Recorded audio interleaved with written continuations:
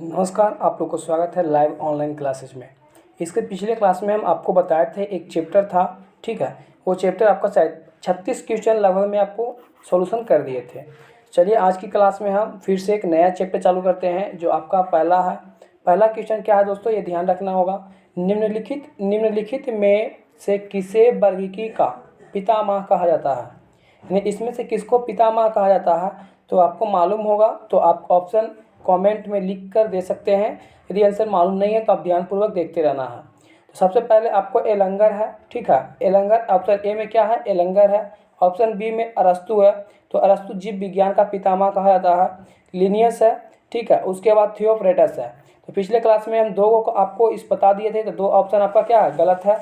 आपका एक एलंगर है और एक लिनियस है।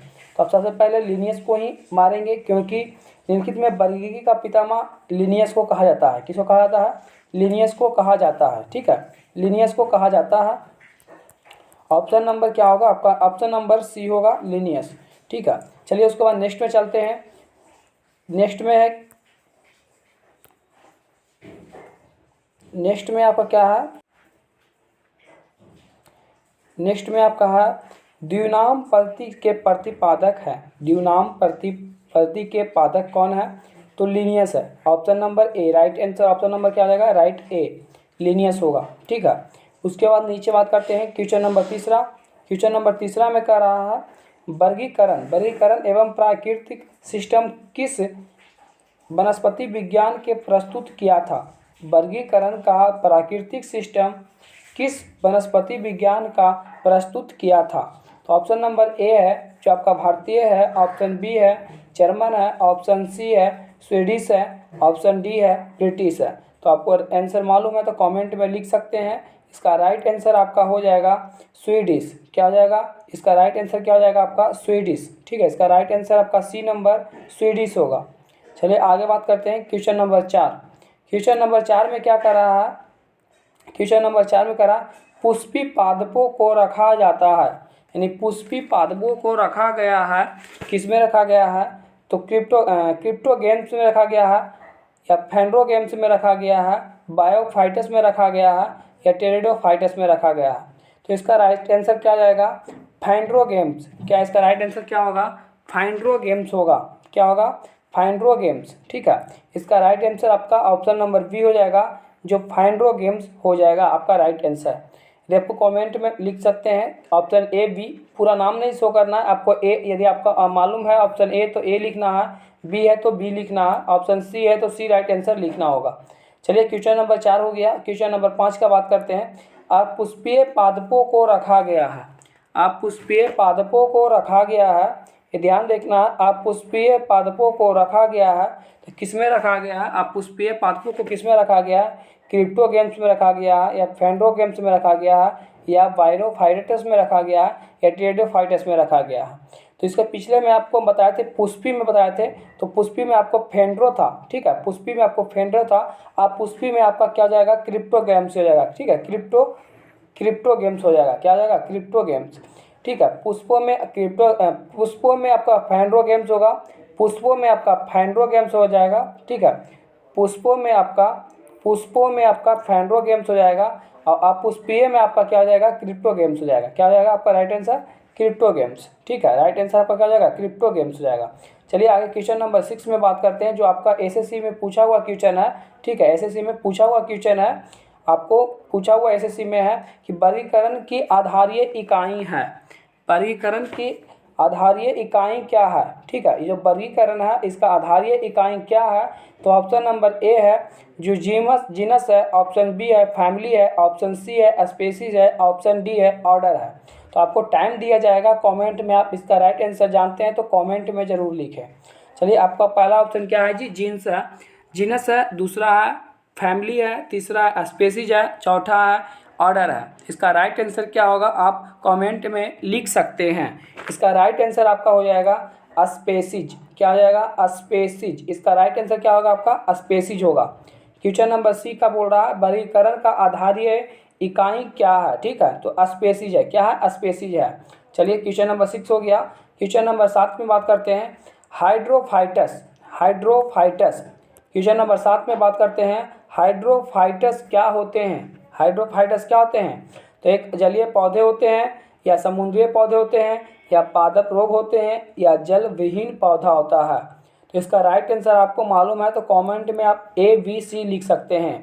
इसका ऐसे राइट आंसर हो जाएगा जलीय पौधा। हाइड्रा यानी हाइड्रा का मतलब क्या होता है? हाइड्रा, ठीक है। हाइड्रा का मतलब क्या होता है? जलीय पौधा में ही हाइड्रा रहेगा, ठीक है। जलीय पौधा में ही हाइड्रा रहता है, ठीक है। ये आपका राइट आंसर क्या हो जाएगा? B, आपका जलीय पौधा हो जाएगा। चलिए क्वेश्चन नंबर 8 का बात करते हैं। द्विनाम पद्धति का अभिप्राय है। द्विनाम पद्धति का अभिप्राय है पौधे के नामों को दो शब्दों में लिखना जो बताते हैं उनके क्या कहलाते हैं? क्या कहलाते हैं? वंश और जाति कहलाते हैं, या जाति एवं पार्टनर कहलाते हैं, या कुल तथा वंश कहलाते हैं, गण तथा कुल कहलाते हैं। तो इसका राइट आंसर आपको मालूम है तो कमेंट में लिख सकते हैं। ऐसे इसका राइट आंसर हो जाएगा वंश एवं जाति। वंश एवं जाति, द्विनाम वंश एवं जाति को कहा जाता है, ठीक है। क्वेश्चन नंबर 8 हो गया आपका। क्वेश्चन नंबर 9 का बात करते हैं। जिन पौधों में बीज होते हैं, जिन पौधे पर बीज बनते हैं किंतु पुष्प नहीं लगते वह क्या कहलाते हैं? जिन पौधे पर बीज बनते हैं किंतु पुष्प नहीं लगते हैं वो क्या कहलाते हैं?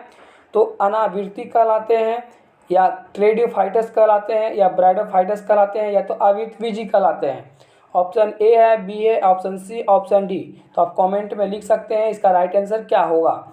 ऐसे इसका राइट आंसर होगा अनावृति बीजी, ठीक है। अनावृति बीजी है जो पौधे पर बीज बनते हैं लेकिन पुष्प नहीं लगते हैं। अनावृति बीजी में क्या होते हैं? पौधे पर बीज बनते हैं लेकिन पुष्प पर नहीं लगते हैं, ये क्या कहलाते हैं? अनावृति बीजी कहलाते हैं।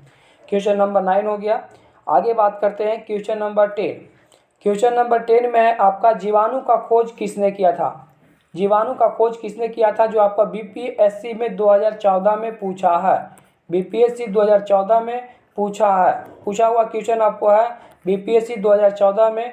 तो आपका पहला ऑप्शन है Fleming, option B Lambl, option C Temin, option D Leeuwenhoek. तो आपको राइट आंसर मालूम है तो कमेंट में आप लिख सकते हैं option A, B, C, D, कोई भी आप ऑप्शन दे सकते हैं राइट आंसर। तो चलिए इसका राइट आंसर क्या होगा आपका? इसका राइट आंसर हो जाएगा लीवेनहुक, ठीक है। लीवेनहुक। जीवाणु की खोज कौन किया था? तो लीवेनहुक ने किया था। जीवाणु का खोज कौन किया था? तो लीवेनहुक को खोज किया था, जो 2014 में क्वेश्चन आया हुआ था। चलिए आगे क्वेश्चन नंबर 11 का बात करते हैं। क्वेश्चन नंबर 11 का बात करते हैं। जीवाणु से संबंधित निम्न कथनों में कौन सही है?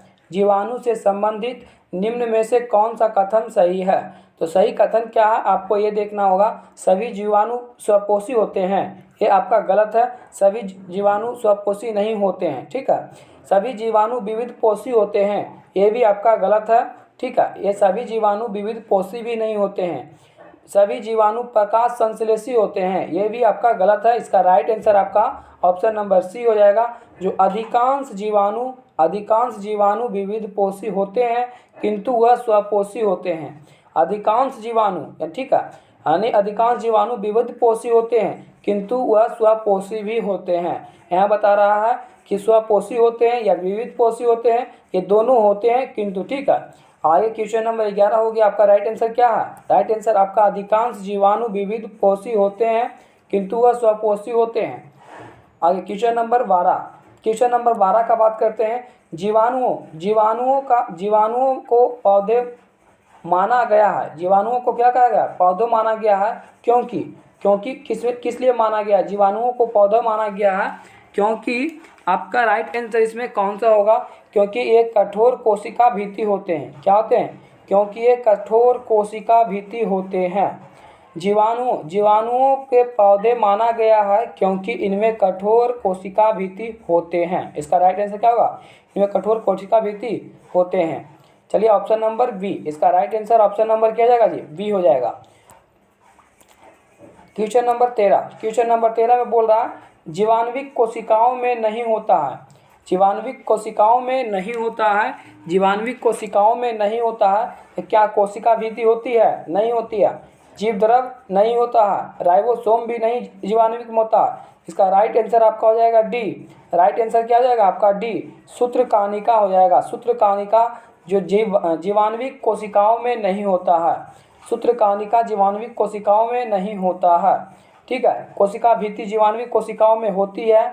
जीव द्रव भी जीवाणुविक कोशिकाओं में होती है। राइबोसोम भी कोशिका में होती है, ठीक है, जीवाणुविक कोशिकाओं में होती है। लेकिन सूत्रकानिका है जो आपका राइट आंसर नहीं होता है। ये आपका राइट आंसर है, ये आपका गलत है, ये भी आपका गलत है, ये भी गलत है। चलिए क्वेश्चन नंबर 13 हो गया। आगे बात करते हैं क्वेश्चन नंबर 14। 14 में क्या कर रहा है, जीवाणुविक का साधारण आकृति क्या होती है। जो आपका एसएससी में पूछा हुआ क्वेश्चन है, 2014 में पूछा हुआ क्वेश्चन है। एसएससी में 2014 में पूछा हुआ क्वेश्चन है, जीवाणुविक की साधारण आकृति क्या होती है। जीवाणुविक की साधारण आकृति क्या होती है, तो छड़ रूपी होती है। तो आपका ये राइट आंसर नहीं है, गलत हो जाएगा। गोल होती है या सर्पिल होती है या कॉमा रूपी होती है। तो जीवाणुविक पूछ रहा है, ठीक है, जीवाणुओं की साधारण आकृति क्या होती है। तो इसका राइट आंसर आपका हो जाएगा, सॉरी, इसमें क्या कर रहा है, जीवाणुओं बोल रहा है, ठीक है, जीवाणुविक नहीं बोल रहा है, जीवाणुओं बोल रहा है। जीवाणुओं की साधारण आकृति क्या होती है, ठीक है। जीवाणुओं को साधारण आकृति होती है, आपका राइट आंसर हो जाएगा छड़ रूपी। क्योंकि देखते होंगे जीवाणु की भी, किसी भी जीवाणु क्या आता है, ऐसे ऐसे तैरते रहता है, ठीक है। तो तैरते रहता है, ये छड़ रूपी ना, छड़ जैसा होता है, यानी लंबा होता है। ये एक जगह सूत्र पूरा सिपटा हुआ रहता है। जब जैसे ही वो लंबा होगा तो एक छड़ का रूप में आकार ले लेता है। जीवाणुओं की साधारण आकृति किसकी जैसी होती है, तो छड़ की रूपी की जैसी होती है। आगे क्वेश्चन नंबर 15 में बोल रहा है, जो जीवाणु आकार में सबसे छोटे होते हैं वो क्या कहलाते हैं। जो जीवाणु आकार में सबसे छोटे होते हैं, जीवाणु है जो आकार में सबसे छोटा होता है, वो क्या कहलाता है। तो जैसे ही छोटा होगा तो वो गोल जैसा हो जाएगा, ठीक है, तो गोलाणु होगा। क्या होगा, इसका राइट आंसर क्या हो जाएगा, गोलाणु जैसा कहलाता है, ठीक है। जो जीवाणु आकार में सबसे छोटे होते हैं वो जीवाणु कहलाते हैं। क्या कहलाते हैं, इसका राइट आंसर क्या हो जाएगा, गलाणु, ठीक है। गोलाणु यानी गोल के जैसा होते रहता है, ठीक है। कौन होता है, तो जीवाणु होता है। चलिए इसका राइट आंसर 15 हो गया। आगे बात करते हैं 16। एक गोल जीवाणु क्या कहलाता है। एक गोल जीवाणु क्या कहलाता है, इसका राइट आंसर क्या होगा, आप ऑप्शन में लिख सकते हैं। एक गोल जीवाणु क्या कहलाता है, तो बाइकोप्रिया कहलाता है, गलत है। बैसिलियस भी नहीं कहलाता है, कोकस कहलाता है, ठीक है। कोकस इसका राइट आंसर हो जाएगा option number C. Option number C इसका राइट आंसर हो जाएगा कोकस, ठीक है। कोकस इसका राइट आंसर हो जाएगा ऑप्शन नंबर सी। एक गोल जीवाणु कहलाता है, कोकस कहलाता है। क्या कहलाता है, कोकस कहलाता है। क्वेश्चन नंबर 17 का बात करते हैं। एक सर्पिल जीवाणु को क्या कहते हैं। एक सर्पिल जीवाणु को क्या कहते हैं, तो सर्पिल जैसा सांप के जैसा होता है, यानी स्पाइरल जैसा देखते हैं कॉपी में आपका जो स्प्रिंग के जैसा होता है, स्प्रिंग के जैसा होता है ऐसे, ठीक है। तो ये सांप के जैसा हो जाता है, ठीक है। तो सांप के जैसा यानी स्प्रिंग यानी स्पाइरल किया जाता है कॉपी में। तो आपका राइट आंसर क्या हो जाएगा, स्पाइरल के जैसा होता है। एक सर्पिल जीवाणु किसके जैसा होता है, तो स्पाइरल के जैसा होता है, ठीक है। चलिए इसका राइट आंसर क्या हो जाएगा, डी। इसका राइट आंसर आपका क्या हो जाएगा, डी हो जाएगा, जो आपका स्पाइरल के जैसा होता है। आगे बात करते हैं क्वेश्चन नंबर 18। वास्तविक केंद्रक में किसमें अनुपस्थित होता है। वास्तविक केंद्रक में एक मान के चलिए एक केंद्रक है आपका, एक केंद्रक में किसमें अनुपस्थित होता है, यानी इसमें वो उपस्थित नहीं रहता है। तो कौन उपस्थित नहीं रहता है, तो आप इसका राइट आंसर लिख सकते हैं कमेंट में। इसका राइट आंसर क्या होगा, जीवाणु, ठीक है। जीवाणु है जो केंद्रक के अनुपस्थित में नहीं रहता है, ठीक है। जीवाणु है जो केंद्रक के अनुपस्थित में नहीं रहता है। आगे बात करते हैं, इसका राइट आंसर क्या जाएगा, सी। आगे बात करते हैं क्वेश्चन नंबर 19। क्वेश्चन नंबर 19 में बोल रहा, निम्नलिखित में से कौन सर्वाधिक संख्या में पाए जाते हैं। निम्नलिखित में सर्वाधिक यानी सबसे ज़्यादा कौन सा संख्या पाया जाता है। तो इसका राइट आंसर आपको मालूम होगा तो लिख सकते हैं कमेंट में। या इसका राइट आंसर सहीवाल है तो सही है तो सही करना है, तो गलत है तो आपको गलत जा रहा है आंसर। सहीवाल है तो एक गलत है आपका। कवक भी आपका सर्वाधिक नहीं, यानी सबसे ज़्यादा जीवाणु पाया जाता है, ठीक है। निम्नलिखित में कौन सा सर्वाधिक संख्या पाया जाती है, तो जीवाणुओं की संख्या सबसे ज़्यादा अधिक होती है। Option number C, option number C है जो राइट इसका आंसर है। चलिए आगे बात करते हैं क्वेश्चन नंबर 20 में। आपका क्वेश्चन नंबर 20 में बैक्टीरिया में पाए जाने वाले प्रकाश संश्लेषी कहलाता है। ये आपका एसएससी 2012 में पूछा हुआ क्वेश्चन है। बैक्टीरिया में पाए जाने वाले प्रकाश संश्लेषी आवश्यक कहलाता है। क्या कहलाता है? पहला ऑप्शन है श्वसन। पहला ऑप्शन क्या है आपका? श्वसन है। ठीक है, ऑप्शन श्वसन है। दूसरा ऑप्शन मध्यकालय है या वर्गीकिलक है तीसरा में, या जीनधर है। इसका राइट आंसर आपका हो जाएगा वर्गीकिलिक। क्या हो जाएगा? वर्गीकिलिक आपका आंसर हो जाएगा। बोल रहा है बैक्टीरिया में पाए जाने वाला प्रकाश संश्लेषी आवश्यक कहलाता है वर्गीकिलक कहलाता है। क्या कहलाता है? वर्गीकिलिक कहलाता है। इसका राइट आंसर आपका क्या हो जाएगा? सी हो जाएगा। चलिए आगे बात करते हैं। क्वेश्चन नंबर 20 हो गया। Question number 21। क्वेश्चन नंबर 21 में बता रहा फास्टर प्रसिद्ध है, किसके लिए प्रसिद्ध है? फास्टर किसके लिए प्रसिद्ध है? ये आपको आंसर में ऑप्शन में देना होगा। प्रोटीन संश्लेषण के लिए प्रसिद्ध है, या रोगों की जर्म थ्योरी के लिए प्रसिद्ध है, या सूक्ष्मदर्शी के अन्वेषण के लिए प्रसिद्ध है, या शराब के किण्वन के लिए प्रसिद्ध है। इसका राइट आंसर आपका हो जाएगा रोगों की जर्म थ्योरी के लिए प्रसिद्ध है पास्चर। ठीक है, पास्चर किसके लिए प्रसिद्ध है? तो पास्चर आपका रोगों की जर्म थ्योरी के लिए प्रसिद्ध है। इसका राइट आंसर आपका बी हो जाएगा। राइट आंसर क्या आ जाएगा आपका? बी हो जाएगा। चलिए आगे बात करते हैं। Question number 22। क्वेश्चन नंबर 22 में बात करते हैं निम्न में से सबसे छोटा जीव कौन सा? इसमें आपको बताना है, ऑप्शन 4 में है, 4 ऑप्शन है आपको। इसमें सबसे छोटा जीव कौन सा है? पहला है विषाणु। क्या छोटा जीव है? ऑप्शन बी जीवाणु, ऑप्शन सी है जो माइकोप्लाज्मा है, ऑप्शन डी है जो ईस्ट है। क्वेश्चन आप ध्यानपूर्वक देखना होगा। सबसे छोटा जीव पूछ रहा है, तो सबसे छोटा जीव पूछ रहा है, तो इसका राइट आंसर आपका हो जाएगा माइकोप्लाज्मा। माइकोप्लाज्मा सबसे छोटा आंसर क्या है? माइकोप्लाज्मा है जो सबसे छोटा जीव होते हैं। क्वेश्चन नंबर 22 का हो गया।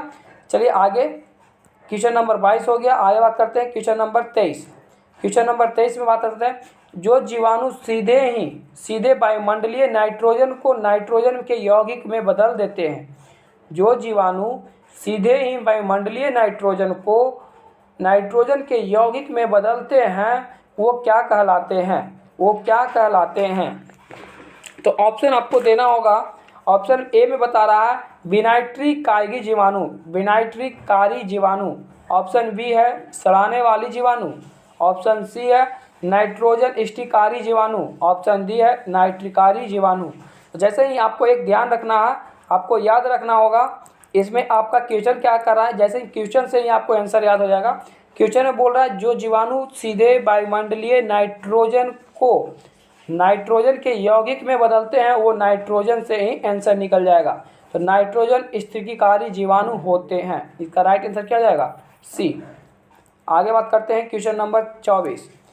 मूल ग्रंथिकाओं यानी रूट नोडल्स पाई जाती है। मूल ग्रंथिकाओं किसमें पाई जाती है? मूल ग्रंथिकाओं किसमें पाई जाती है? तो ऑप्शन नंबर आपका ए इसका राइट आंसर हो जाएगा। जो कुछ ल्यूमिनस पादपों के कुछ अन्य पौधे में भी पाया जाता है मूल ग्रंथिकाओं। जो ल्यूमिनस पादपों को तथा कुछ अन्य पौधे में भी मूल ग्रंथि पाई जाती है। इसका राइट आंसर क्या हो जाएगा? ए। आगे बात करते हैं क्वेश्चन नंबर 25। क्वेश्चन नंबर 25 में बोल रहा है अधिक नमक वाले अचार में जीवाणु जीवित नहीं रह पाते हैं। क्यों? ठीक है, क्यों नहीं रह पाते हैं? जो जिसे अचार है, ठीक है, अचार में सबसे ज़्यादा नमक दिया जाता है, तो उसमें जीवाणु क्यों नहीं पाए जाते हैं? उजला क्यों नहीं होते हैं? ठीक है, ज़्यादा सा वो क्या होता है कि कुछ भी हाथ डाले हुए ऐसे छू देते हैं तो वो उजला हो जाता है, यानी उसमें जीवाणु उत्पन्न हो जाते हैं। लेकिन अधिक नमक वाले अचार में जीवाणु जीवित नहीं रह पाते हैं। तो क्यों नहीं रह पाते हैं ये पूछ रहा है आपका क्वेश्चन नंबर 25 में। तो इसका राइट आंसर आपका क्या होगा? ऑप्शन में आप दे सकते हैं। इसमें यही हो सकता है क्योंकि ये जीव द्रवित कुंचित हो जाते हैं। ठीक है, जीव द्रवित कुंचित हो जाते हैं और इसी तरह मर जाते हैं। इसी तरह से क्या होते हैं? मर जाते हैं। आगे बात करते हैं क्वेश्चन नंबर 26। क्वेश्चन नंबर 26 में बोल रहा है मानव की आंत में पाए जाने वाला जीवाणु क्या है? मानव की आंत में पाए जाने वाला जीवाणु क्या कहलाते हैं? क्या कहलाते हैं? मानव की आंत में जीवाणु पाए जाने वाले क्या कहलाते हैं? तो कैरोनी बैक्टीरियम कहलाते हैं। क्या कहलाते हैं? कैरोनी बैक्टीरियम कहलाते हैं। इसका राइट आंसर आपका ए हो जाएगा। कैरोनी बैक्टीरियम होता है। कैरोनीबैक्टीरियम होता है। मानव की आंत में पाए जाने वाले जीवाणु कैरोनीबैक्टीरियम कहलाते हैं। चलिए क्वेश्चन नंबर 26 हो गया। क्वेश्चन नंबर 27 में बोल रहा है आपका तापेतिक उत्पन्न करने वाला जीवाणु है। तापेतिक उत्पन्न करने वाला जीवाणु है। इसका राइट आंसर आपका हो जाएगा माइकोबैक्टीरिया ऑप्शन नंबर बी। आप कमेंट में जरूर लिखना है, सबसे पहले कमेंट में आपको लिखना होगा इसका राइट आंसर क्या होगा, ठीक है। तो इसका राइट आंसर क्या हो जाएगा, माइकोबैक्टीरियम। जो बोल रहा है इसका शॉर्ट नाम है टीबी उत्पन्न करने वाला जीवाणु कौन सा होता है, तो माइकोबैक्टीरियम होता है, ठीक है। ये आपका वीवीआई क्वेश्चन है, पूछा हुआ क्वेश्चन है, ठीक है, ये ध्यान रखना। क्वेश्चन नंबर 28 बोल रहा है, क्वेश्चन नंबर 28 में बोल रहा है भोजन की विषाक्तता उत्पन्न होती है, किसके द्वारा उत्पन्न होती है, भोजन का विषाक्तता किसके द्वारा उत्पन्न होती है। तो आपका इसका राइट आंसर क्या हो जाएगा, आप कमेंट में लिख सकते हैं, कुछ आपका समय दिया जाएगा जब तक हम ऑप्शन आपको बोलते हैं। ऑप्शन ए में है कैलोस्ट्रिडियम टिटेनियम द्वारा, ठीक है। दूसरा है कैलोस्ट्रिडियम बैटुलिनियम द्वारा। ऑप्शन सी है साल्मोनेला टाइफोसिस द्वारा। ऑप्शन डी है बैसिलस एंथ्रेसिस द्वारा। तो इसका आपका राइट आंसर हो जाएगा, कमेंट में आप जरूर लिखना है, इसका राइट आंसर आपका बी हो जाएगा। राइट आंसर बी हो जाएगा, जो कैलोस्ट्रिडियम बैटुलिनियम द्वारा होता है, भोजन की विषाक्तता उत्पन्न होती है। चलिए क्वेश्चन नंबर 28 का आपका राइट आंसर क्या हो जाएगा, वी। आगे बात करते हैं क्वेश्चन नंबर 29। क्वेश्चन नंबर 29 का है आपका एंटीबायोटिक्स अधिकांशता, ठीक है। एंटीबायोटिक्स अधिकांशता प्राप्त होते हैं, किसमें प्राप्त होते हैं। क्वेश्चन नंबर 29 में बोल रहा है एंटीबायोटिक्स अधिकांशतया प्राप्त होते हैं, किसके द्वारा प्राप्त होते हैं। तो इसका राइट आंसर आपको जीवाणुओं से होता है, किससे होता है, जीवाणुओं से होता है। इसका राइट आंसर आपका सी हो जाएगा, किससे होता है, जीवाणुओं से होता है, जीवाणुओं से होता है। आगे बात करते हैं क्वेश्चन नंबर 30। क्वेश्चन नंबर 30 में बोल रहा ये आपका एसएससी 2012 में पूछा हुआ क्वेश्चन है, ठीक है। एसएससी 2012 में क्वेश्चन 2012 में आपका पूछा हुआ क्वेश्चन है, ध्यानपूर्वक बताना होगा आपको। ऑप्शन में एक जीवाणु कोशिका प्रति 20 मिनट में विभाजित होती है। जो एक जीवाणु होता है, जीवाणु कोशिका प्रति 20 मिनट में, यानी जैसे ही 20 मिनट में होगा तो वो अपने क्या होगा, विभाजित हो जाएगा। तो 2 घंटे में कितने जीवाणु बनेंगे, ये आपको कैलकुलेशन है, कैलकुलेशन करके आपको राइट आंसर आपको इसको निकाल कर ऑप्शन में देना होगा, ठीक है। तो बोल रहा है 20 मिनट में एक जीवाणु को विभाजित होते हैं 20 मिनट में, तो आपको 2 घंटे में कितना हो जाएगा, आपको 2 घंटे में कितना हो जाएगा, कितना मिनट हो जाएगा, ठीक है। इसका आपका राइट आंसर हो जाएगा 64, ठीक है। इसका राइट आंसर 64 हो जाएगा। एक जीवाणु कोशिका में 20 मिनट होते हैं, विभाजित होते हैं, तो 2 घंटे में कितने जीवाणु बनेंगे, तो 64 बनेंगे, ठीक है, 64 बनेंगे। चलिए आगे बात करते हैं, इसका राइट आंसर क्या हो जाएगा, डी। चलिए आगे है 31 नंबर बात करते हैं। नाइट्रोजन यौगिकीकरण में निम्नलिखित में कौन सा फसल सहायक होते हैं। नाइट्रोजन यौगिकी में निम्नलिखित में कौन सी फसल सहायक होते हैं। तो फली है जो आपका सहायक करता है, नाइट्रोजन की यौगिकीकरण में आपको फली सहायक करता है, ना कि आप चावल मार देंगे तो आपका गलत चल जाएगा, गेहूं भी आपका गलत चल जाएगा, मकई भी क्या होगा, गलत चल जाएगा। इसका राइट आंसर आपका क्या होगा, फली होगा। नाइट्रोजन में क्या पाया जाता है, नाइट्रोजन में आपका फली पाया जाता है। नाइट्रोजन में क्या पाया जाता है जी, फली पाया जाता है। इसका राइट आंसर आपका सी हो जाएगा। चलिए आगे बात करते हैं, क्वेश्चन नंबर आपका 31 हो गया। क्वेश्चन नंबर 32 बोल रहा नाइट्रोजन स्थिरीकरण में लेगिहिमोलिक को क्या कार्य है, यानी आरआरबी में पूछा हुआ क्वेश्चन है, 2004 में पूछा हुआ है आरआरबी में। नाइट्रोजन स्थिरीकरण किसमें पाया जाता है। तो आपका इसका राइट आंसर हो जाएगा ऑक्सीजन का अवशोषण। इसका राइट आंसर क्या हो जाएगा, ए। आगे बात करते हैं क्वेश्चन नंबर 33। निम्नलिखित में कौन सा रोग बैक्टीरिया से होता है। निम्नलिखित में कौन सा रोग बैक्टीरिया से होता है। निम्नलिखित में रोग कौन सा बैक्टीरिया से होता है। तो ऑप्शन ए है जो तपेदिक है, ऑप्शन बी है पीलिया है, ऑप्शन सी है चेचक है, ऑप्शन डी है मम्पस है। तो आप कमेंट में लिख सकते हैं option A, option B, option C. इसका राइट आंसर क्या हो जाएगा आपका ए, तपेदिक। क्या होगा? तपेदिक। इसका राइट आंसर क्या हो जाएगा? तपेदिक। इसका राइट आंसर तपेदिक। चलिए क्वेश्चन नंबर 33 हो गया। आगे बात करते हैं क्वेश्चन नंबर 34। 34 में बोल रहा है मृदा में धान का पैदावार बढ़ाने वाला। मृदा यानी मिट्टी में धान का पैदावार बढ़ाने के लिए मृतजीवी जीवाणु कौन सा होता है?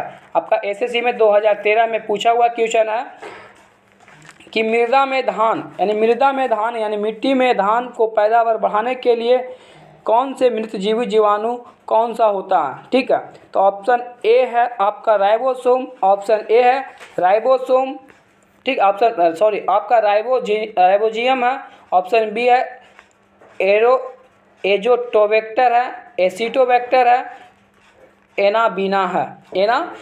तो इसका राइट आंसर आपको देना होगा कमेंट में। इसका राइट आंसर क्या हो जाएगा? एनाबीना। क्या हो जाएगा? एनाबीना है जो मृत धान को पैदावार बढ़ाने के लिए आपको एनाबीना का मृत जीवाणु को दिया जाता है। आगे बात करते हैं क्वेश्चन नंबर 35। क्वेश्चन नंबर 35 है तो प्रशीतन, ठीक है, प्रशीतन खाद्य प्रतिक्षण में मदद करता है। यूपीपीएस में पूछा हुआ है, यूपीपीसीएस में पूछा हुआ 2011 में क्वेश्चन, ठीक है, कि प्रतितन, ठीक है, प्रशीतन खाद्य प्रतिक्षण में मदद करता है। इसका राइट आंसर आपको लिखना होगा कमेंट में कि इसका राइट आंसर क्या होता है। तो इसका राइट आंसर हो जाएगा आपका जैव रासायनिक अभिक्रिया की दर को कम करता है। जैव रासायनिक अभिक्रिया की दर को क्या करता है जी? कम करता है। तो उसके बाद आपका लास्ट में यहाँ 35 तक ही क्वेश्चन था, ठीक है, 35 क्वेश्चन ही आपका पर डे 6 बजे मॉर्निंग में आपका प्रत्येक दिन आपका ये क्लास चलेगा, ठीक है। आपको आकर कमेंट दे सकते हैं कि ऑप्शन आपका कौन सही होता है, आप अपने अनुसार से देख सकते हैं। और उसके बाद यदि आप इस चैनल पे नए हो तो चैनल को सब्सक्राइब करके बेल आइकन को प्रेस कर ले ताकि आपको नोटिफिकेशन लाइव पहुंचते रहे। आपको 100 सब्सक्राइबर कम से कम करना होगा, तब जाकर हम आपको लाइव लेकर आएंगे 6 बजे मॉर्निंग में, ठीक है। उसके बाद दोस्तों आपको दोस्तों तक ज़रूर शेयर करें, ठीक है, दोस्तों तक ज़रूर शेयर करना होगा ताकि उसको भी कोई दिक्कत ना हो। आपको प्रतिदिन 35 क्वेश्चन सॉल्यूशन कराया जाएगा। चलिए फिर मिलेंगे नेक्स्ट क्लास में।